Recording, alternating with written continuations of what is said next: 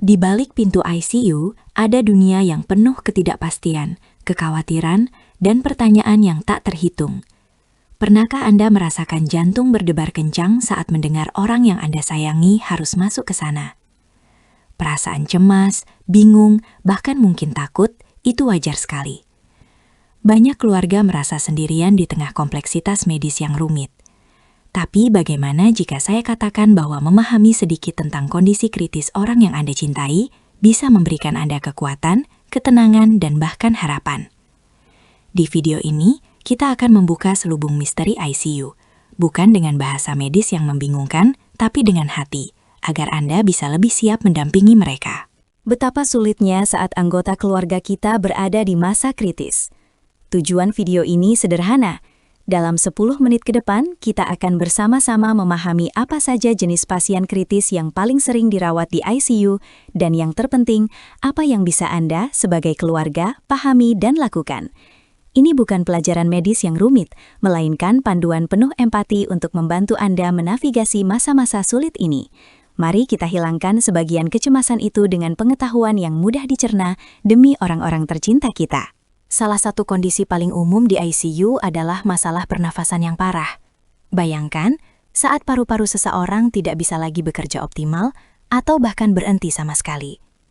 Ini bisa karena infeksi berat seperti pneumonia, serangan asma akut, atau cedera paru-paru.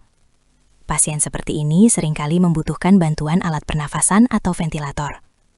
Melihat tabung terpasang memang mengerikan, tapi itu adalah alat vital yang memberikan istirahat pada paru-paru, memberi mereka waktu untuk pulih.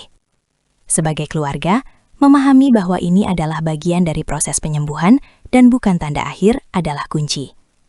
Dukungan moral Anda, meski lewat sentuhan atau bisikan, sangat berarti. Kemudian, ada pasien dengan masalah jantung atau sirkulasi yang parah. Sering disebut shock. Ini bukan shock emosional, melainkan kondisi medis di mana jantung tidak mampu memompa darah yang cukup ke seluruh tubuh, atau pembuluh darah tidak bisa mempertahankan tekanan darah yang memadai. Penyebabnya bisa serangan jantung hebat, infeksi parah, shock septik, atau kehilangan banyak darah. Akibatnya, organ-organ vital seperti otak dan ginjal tidak mendapatkan oksigen yang cukup. Perawatan melibatkan obat-obatan untuk mendukung jantung dan tekanan darah.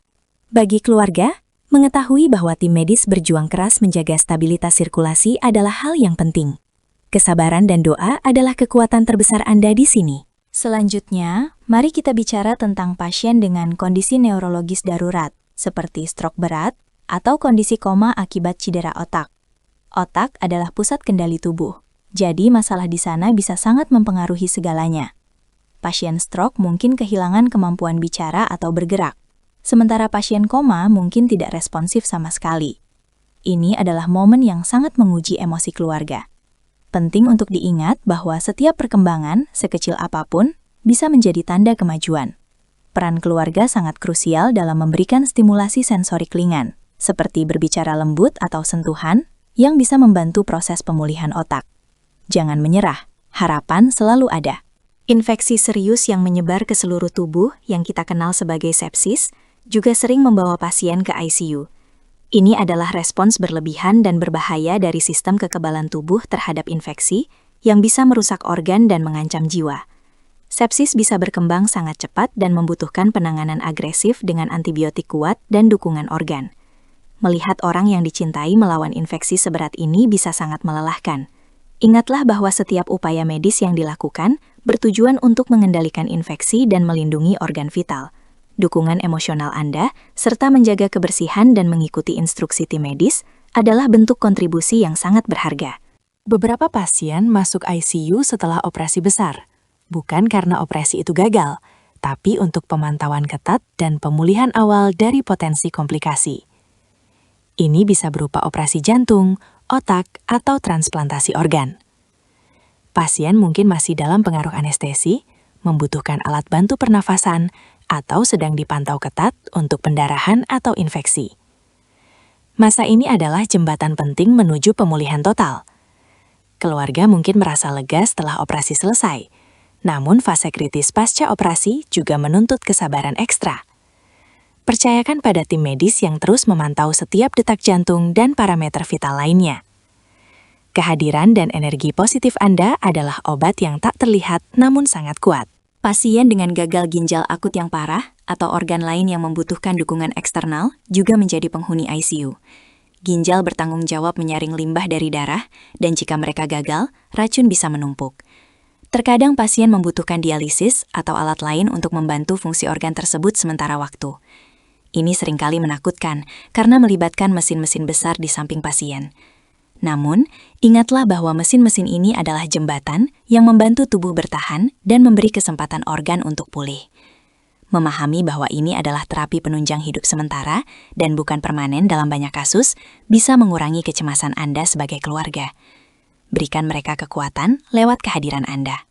Terlepas dari jenis kondisi spesifiknya, ada satu benang merah di semua perawatan ICU. Perhatian intensif dan dukungan tanpa henti. Setiap pasien di ICU membutuhkan pemantauan konstan, obat-obatan yang tepat, dan tim yang siap bertindak kapan saja. Tapi bukan hanya pasien yang membutuhkan dukungan. Anda, sebagai keluarga, juga perlu merawat diri. Perasaan lelah, khawatir, dan sedih itu valid. Jangan ragu untuk mencari dukungan dari teman, kerabat, atau bahkan konselor. Ingat, kekuatan terbesar Anda untuk pasien adalah saat Anda sendiri juga kuat dan tenang. Pahami bahwa setiap hari adalah perjuangan, namun juga potensi untuk kemajuan. Kesabaran dan keyakinan akan menjadi kompas Anda. Memahami kondisi pasien kritis di ICU memang tidak mudah, tapi saya harap video ini memberikan sedikit pencerahan dan ketenangan bagi Anda. Ingatlah, Anda tidak sendirian dalam perjalanan ini. Tim medis bekerja keras, dan peran Anda sebagai keluarga sangat berharga. Teruslah berikan dukungan dan cinta. Jika video ini bermanfaat, jangan lupa like dan subscribe channel kami untuk update seru lainnya, serta bagikan kepada siapapun yang mungkin membutuhkan informasi ini. Mari sebarkan empati dan pengetahuan bersama. Terima kasih sudah menonton, semoga kekuatan dan kesembuhan selalu menyertai Anda dan keluarga. Terima kasih sudah menonton. Jangan lupa like, komen, dan subscribe. Sampai jumpa di video berikutnya.